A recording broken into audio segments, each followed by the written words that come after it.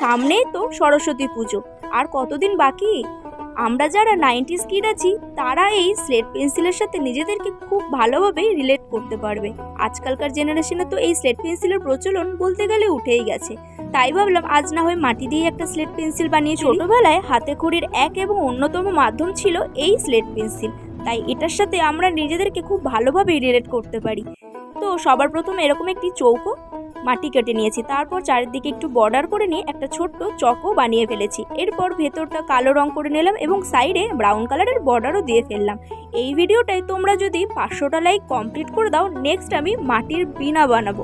আরে ঠিকই শুনছো, মাটির বীণা, সেটাও বড় অদ্ভুত। তাই ঝটপট লাইক, কমেন্ট এবং সাবস্ক্রাইব করে দাও যদি নেক্সট মাটির বীণা দেখতে চাও।